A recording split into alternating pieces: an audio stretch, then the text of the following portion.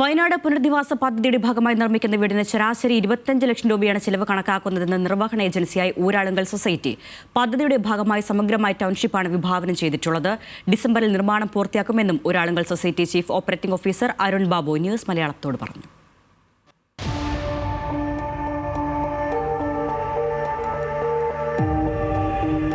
വയനാട് പുനരധിവാസ പദ്ധതിയുടെ ഭാഗമായി നിർമ്മിച്ച മാതൃകാ വീടിന്റെ ചിലവ് സംബന്ധിച്ച് തർക്കം തുടരുകയാണ്. എന്നാൽ വീടിന്റെ പേരിലുള്ള വിവാദത്തിൽ കഴമ്പില്ലെന്നാണ് നിർവഹണ ഏജൻസിയായ ഊരാളുങ്കൽ സൊസൈറ്റിയുടെ chief operating officer Arun Babu പറയുന്നത്. പദ്ധതിയുടെ ഭാഗമായി എല്ലാ സൗകര്യങ്ങളുമുള്ള ടൗൺഷിപ്പാണ് നിർമ്മിക്കുന്നത്. വീടിന് പുറമെ ഹെൽത്ത് സെന്റർ, മാർക്കറ്റ്, വിനോദസ്ഥലം, റോഡുകൾ, പാലം, അങ്കണവാടി തുടങ്ങി ആധുനിക ടൗൺഷിപ്പിൽ എന്തെല്ലാം സൗകര്യങ്ങളുണ്ടോ അതെല്ലാം ഇവിടെ ഉണ്ടെന്ന് അരുൺ ബാബു വ്യക്തമാക്കി.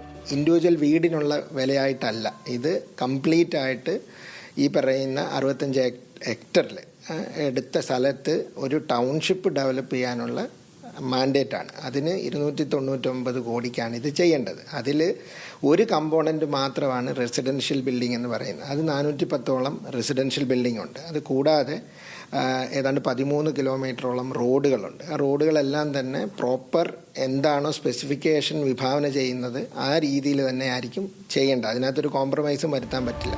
25 ലക്ഷം രൂപയാണ് വീടിന്റെ ശരാശരി ചെലവ് വരുന്നതെന്ന് അരുൺ ബാബു പറയുന്നു. 1000 ചതുരശ്ര അടി വിസ്തീർണമുള്ള വീട് മികച്ച നിലവാരമുള്ള സാമഗ്രികൾ ഉപയോഗിച്ചാണ് നിർമ്മിച്ചിട്ടുള്ളതെന്നും ആർക്ക് വേണമെങ്കിലും പരിശോധിക്കാമെന്നും അരുൺ ബാബു പറയുന്നു.